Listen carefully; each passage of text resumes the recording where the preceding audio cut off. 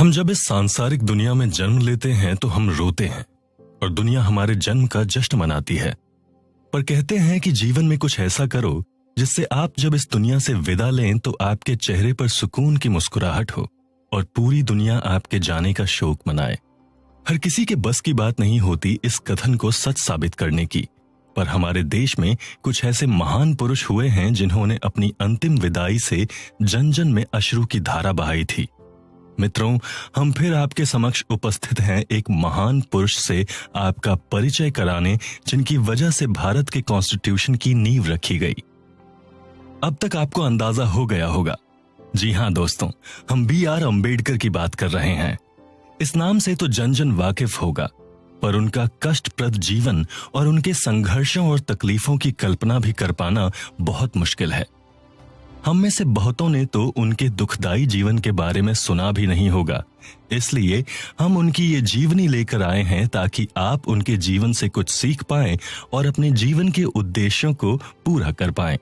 आज के कठिन समय और विश्व में फैले आर्थिक संकट, बीमारी, मुश्किल हालात के कारण कहीं ना कहीं हमारा मनोबल टूटता जा रहा है। हमें जरूरत है प्रेरणा, आत्मविश्वास और आत्मसंतुष्टि की। ऐसे में अंबेडकर जी की जीवनी एक आशा की किरण और पथ प्रदर्शक है। उन्होंने अपने जीवन के द्वारा हमें ऐसी बात बताई है कि हम शायद ही कहीं और पढ़ या सीख पाते हैं। कैसे उन्होंने फर्श से अर्श तक का समय तय किया और लोगों की धारणाओं का खंडन किया। कैसे वो अपने समाज को आगे तक लेकर गए और पूरे विश्व से उसका परिचय कराया। उनका जीवन सिर्फ संघर्षों से ही नहीं बल्कि मोटिवेशन और जोश से भी भरा था।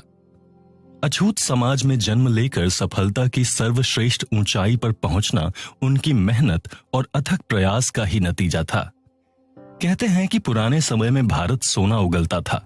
यहाँ पर सोने का तात्पर्य कोई धातु से नहीं, अपितु ऐसे ही महान पुरुषों से है जिनकी वजह से आज भारत अपना लोहा हर जगह मनवा रहा है। दुनिया भर में जिस भारतीय लोकतंत्र की मिसाल दी जाती है वो अंबेडकर जी की ही मेहनत से ही संभव हो पाया है। अपनी पढ़ाई के द्वारा ही उन्होंने भारत के संविधान की रचना की, जिसके बलबूते आज हम अपना जीवन निर्भय होकर जी रहे हैं। आज यदि हम अंबेडकर जी का नाम सुनते हैं तो उनकी छवि एक समाज सुधारक या फिर संविधान निर्माता की ही आती है, या फिर भेदभाव के विरुद्ध प्रखर आवाज उठाने वाले मसीहा के रूप में ही देख पाते हैं। पर बहुत कम लोग ही जानते हैं कि भारत की अर्थव्यवस्था में भी उनका बहुत बड़ा योगदान है। एक माहिर इकोनॉमिस्ट के तौर पर उन्होंने भारत की अर्थव्यवस्था को संपूर्ण रूप से संभाला और उसे प्रगति की ओर बढ़ाया। इन्होंने पढ़ाई करते हुए कई डिग्रियां भी हासिल की, जिससे ये पूरे विश्व में नंबर 1 स्कॉलर बने। अपने आप को विकास के कार्य में रात दिन लगाकर उन्होंने भारत को एक नई पहचान प्रदान की, जिसके लिए इनको भारत रत्न पुरस्कार से भी नवाजा गया। मैं उस धर्म को पसंद करता हूं जो स्वतंत्रता, समानता और भाईचारे की भावना को सिखाता है। इसी कथन पर अपना पूरा जीवन न्यौछावर कर देने वाले भीमराव अंबेडकर जी की महानता का वर्णन कर पाना बहुत मुश्किल है। उनके जीवन पर प्रकाश डालते हुए कुछ ऐसे किस्से बताएंगे जिनको सुनकर आप में प्रेरणा और कुछ कर गुजरने का जोश उत्पन्न होगा और आप देश के विकास में कुछ भूमिका निभा पाएंगे। अगर हम इनसे रत्ती भर भी कुछ सीख पाते हैं तब भी हमारा जीवन सफल होने के साथ साथ देश को कुछ प्रदान कर पाएगा। आगे के आने वाले चैप्टर्स में हम उनके जीवन की संपूर्ण व्याख्या करेंगे और उनके जीवन के अछूते किस्सों से भी आपका परिचय कराएंगे। दोस्तों, मैं बात कर रहा हूँ डॉक्टर भीमराव अंबेडकर जी की, जिनका जन्म 14 अप्रैल 1891 को मध्य प्रदेश के महू गांव में पिता रामजी मालोजी सकपाल और मां भीमाबाई की 14वीं संतान के रूप में हुआ। उनके पिता रामजी ब्रिटिश सेना में मऊ छावनी में एक सैनिक थे। परिवार महार जाति से था, जिसे लोग बेहद ही निचले तबके का मानते थे। उनका परिवार मराठी था, जो महाराष्ट्र के रत्नागिरी जिले में अंबावड़ी गांव से था। सेना में काम करते हुए डॉक्टर अंबेडकर के पिता सूबेदार बन गए और वो हमेशा से अपने बच्चों की शिक्षा पर जोर देते थे। कुछ दिन बाद उनके पिता सेना से रिटायर हो गए और वो परिवार को लेकर सतारा चले गए, जहां कुछ दिन बाद अंबेडकर की माता भीमाबाई का बीमारी के चलते देहांत हो गया। अब अंबेडकर समेत 14 भाई बहनों की देखभाल उनकी चाची ने कठिन परिस्थिति में रहते हुए की।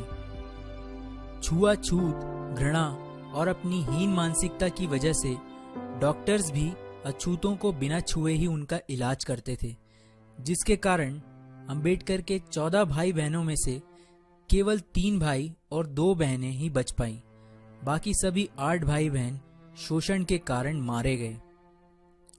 आस पड़ोस में सभी हिंदुओं के बच्चे स्कूल जाते थे, जिन्हें देखकर भीमराव जी भी मन ही मन कुढ़ा करते थे। उन्होंने अपने पिता से जिद की कि उन्हें भी स्कूल जाना है, लेकिन अछूत होने के कारण यहाँ स्कूल में दाखिला मिल पाना आसान नहीं था। मजबूर होकर उनके पिता एक ब्रिटिश सैनिक अधिकारी के पास गए और उनसे विनती की कि उन्होंने जीवन भर सरकार की सेवा की है और बदले में उनके बच्चों को स्कूल में एडमिशन भी ना मिल पाना एक बहुत बड़ा अन्याय होगा। इसके बाद उस अधिकारी ने उनके बच्चों को एक स्कूल में एडमिशन दिलवा दिया। लेकिन यहाँ अंबेडकर जी को छुआछूत के ऐसे कड़वे अनुभव हुए जो वो जीवन भर नहीं भुला पाए। अंबेडकर जी स्कूल तो जाते थे, लेकिन दलित बच्चों को क्लास के बाहर बैठाया जाता था और टीचर्स उन पर कोई ध्यान नहीं देते थे। यहाँ तक कि अंबेडकर जी को कोई छूता तक नहीं था। प्यास लगने पर स्कूल का चपरासी दूर से पानी डालता था, जिसे वो अपने हाथों से इकट्ठा करके पीते थे, क्योंकि मटके को छूने और ग्लास से पानी पीने की इजाज़त तक उनको नहीं थी। और जिस दिन चपरासी नहीं आ पाता, उस दिन अंबेडकर जी को प्यासा ही पूरा दिन गुजारना पड़ता था। भीम स्कूल जाते समय पास के कुएं से पानी खींचकर पी लेते थे। कुछ ब्राह्मणों ने उन्हें ऐसा करते हुए देख लिया। फिर क्या था, एक दिन भीम को उसी कुएं पर पकड़ लिया गया और जूते चप्पलों से जमकर उनकी पिटाई की गई और इस शर्त पर छोड़ा गया कि वो फिर कभी उस कुएं का पानी नहीं पिएगा। और एक बार वो बाल कटवाने के लिए नाई के पास गए तो नाई को पता था कि वो महार जाति का है। वो उसे नफरत भरी आवाज में बोला, अरे अछूत, मैं तेरे बाल कैसे काट सकता हूँ, भाग जा यहाँ से और फिर कभी मत आना। इन घटनाओं से भीम के स्वाभिमान को बहुत गहरी ठेस पहुंची। उनकी आंखें आंसुओं से भर गई। नन्हे भीम के बाल घर पर ही उनकी बहन ने काटे। भीम बहुत ही स्वाभिमानी लड़का था और वो अपने पैरों पर खड़ा होना चाहता था ताकि परिवार की आर्थिक स्थिति में कुछ सुधार हो। भीम ने सुन रखा था कि सतारा जाने वाले लड़कों को बॉम्बे जाकर काम मिल जाता है, इसलिए उन्होंने तय किया कि वो बॉम्बे जाकर किसी मिल में काम करेगा। लेकिन बॉम्बे जाने के लिए उसके पास किराया नहीं था। भीम ने एक प्लान बनाया कि वो अपनी चाची के बटुए से पैसे चुराकर बॉम्बे चला जाएगा। भीम ने लगातार 3 रातों तक बटुए को चुराने की कोशिश की जो उनकी चाची की कमर से बंधा हुआ था, लेकिन कोई सफलता उन्हें नहीं मिली। कहीं जाकर चौथी रात को वो बटुए को चुरा पाए, लेकिन उन्हें बड़ी निराशा हाथ लगी क्योंकि उसमें केवल सिर्फ आधा आना ही था, जिससे वो बॉम्बे नहीं जा सकते थे। 4 रातों के इस एक्सपीरियंस ने भीम को अंदर तक हिलाकर रख दिया। इसके बाद उन्होंने एक नई योजना बनाई जिसने उनके पूरे जीवन को बदलकर रख दिया। उन्होंने निश्चय किया कि वो पढ़ लिख कर अपने परिवार के लिए रोजगार प्राप्त करेंगे और अपने अंदर की सभी बुरी आदतों को छोड़ देंगे। किस्मत ने भी भीम का साथ दिया। उनके सूबेदार पिता रिटायर होने के बाद नौकरी की तलाश में बॉम्बे जाकर बस गए और यहीं के मराठा स्कूल में उन्होंने भीम का एडमिशन करा दिया। यहाँ पर उन्होंने हॉवर्ड की इंग्लिश रीडर और बहुत सी अन्य किताबों का अपनी पिता की देखरेख में रहते हुए अध्ययन किया। अपनी पढ़ाई के अलावा वो बहुत सी और ग्रंथ और बुक्स पढ़ने लगे। उनकी इस आदत से उन्हें बुक्स कलेक्ट करके पढ़ने का शौक लग गया। उनके पिता पर उनका यह शौक काफी महंगा पड़ रहा था, लेकिन वो चाहते थे कि भीम पढ़ लिख कर बड़ा आदमी बने। उन्होंने कर्ज लेकर भीम को बॉम्बे के एल्फिंस्टन हाई स्कूल भेजा, लेकिन यहाँ भी छुआछूत ने उनका पीछा नहीं छोड़ा। एक बार टीचर ने भीम से बोर्ड पर एक मैथ्स का सवाल हल करने को कहा। जैसे ही भीम बोर्ड की तरफ बढ़ा, अगड़ी जाति के हिंदू बच्चे चिल्ला उठे, सर भीम अछूत है, उसे रोकिए। दरअसल बोर्ड के पास उन स्टूडेंट्स के लंच बॉक्स रखे हुए थे जो भीम की परछाई पड़ने से अपवित्र हो सकते थे। इस डर से सभी बच्चों ने अपने डब्बे वहां से फौरन उठा लिए। इन डब्बों की खटर खटर आवाज भीम के कानों से उसके दिल में उतर गई, जिसने उसे पूरी तरह से तोड़ दिया। हालांकि उन्होंने उस प्रश्न को सेकंड्स में हल कर दिया जो कोई नहीं कर पाया था, जिसे देखकर टीचर समेत सभी स्टूडेंट्स भौंचक्के रह गए थे। इसके बाद उन्होंने हाई स्कूल पास किया और 16 वर्ष की उम्र में उनका विवाह 9 वर्ष की रमाबाई के साथ कर दिया गया।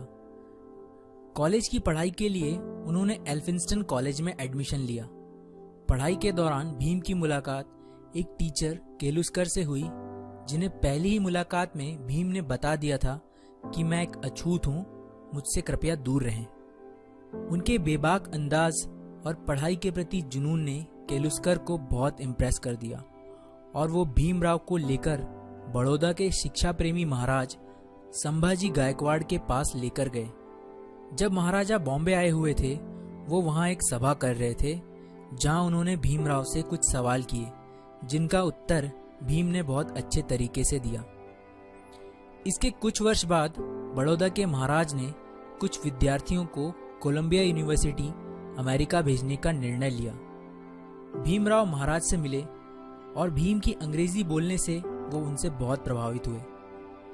उन्होंने भीमराव समेत 4 लड़कों को छात्रवृत्ति देकर अमेरिका पढ़ने भेजा। 4 साल बाद वो भारत वापस आए और बड़ौदा के महाराज के यहाँ मिलिट्री सेक्रेटरी के रूप में काम करना शुरू किया। लेकिन सैन्य अधिकारियों को महार जाति के एक तुच्छ लड़के को सेना के उच्चाधिकारी के रूप में बैठा देना पसंद नहीं आया।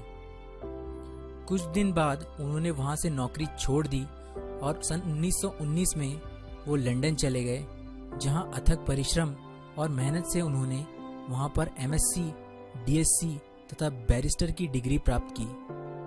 1923 में वो भारत वापस लौट आए और वकालत शुरू कर दी। वकालत करते हुए उन्होंने देखा कि दलितों का कितनी बुरी तरह से शोषण किया जा रहा है। तब से उन्होंने अपना जीवन छुआछूत को खत्म करने के लिए समर्पित कर दिया। उन्होंने मुसलमानों और सिखों के अलग से मतदान को देखते हुए दलितों के लिए भी अलग से मतदान की मांग उठाई, जिसके कारण गांधी जी आमरण अनशन पर उतर आए। गांधी जी के कारण उन्होंने अपनी ये मांगे पीछे ले ली।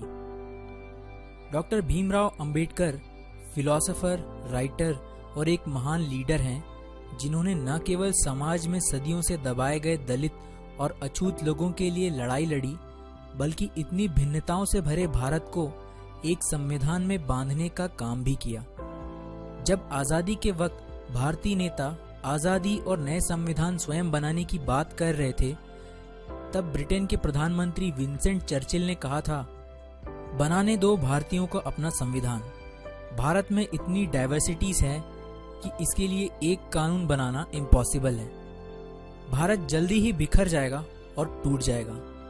लेकिन इतिहास गवाह है, अंबेडकर जी ने इतने कम समय में भारत को दुनिया का सबसे बड़ा लिखित संविधान बनाकर दे दिया। इसके बाद 1950 में अंबेडकर जी बौद्ध धर्म के सम्मेलन में श्रीलंका गए। भारत लौटने के बाद उन्होंने नागपुर में 14 अक्टूबर 1956 को अपने लाखों अनुयायियों के साथ हिंदू धर्म त्याग कर बौद्ध धर्म की दीक्षा प्राप्त कर ली। अंबेडकर जी ने हिंदुओं में प्रचलित जाति प्रथा की घोर निंदा की। इसके लगभग 2 महीने बाद 6 दिसंबर 1956 को बीमारियों की वजह से उन्होंने अपनी अंतिम सांसें ली। उनका अंतिम संस्कार बौद्ध धर्म के रीति अनुसार हुआ। दोस्तों, अंबेडकर जी की मौत के कई वर्षों तक कांग्रेस की सरकार रही जिसके नेताओं ने जीते जी खुद ही को भारत रत्न तो घोषित कर दिया, लेकिन भारत माँ के असली रतन यानी डॉक्टर अंबेडकर जी को 1988 में वीपी सिंह की सरकार आने पर ही भारत रत्न मिल पाया। डॉक्टर अंबेडकर का कहना है, जीवन लंबा होने की बजाय महान होना चाहिए।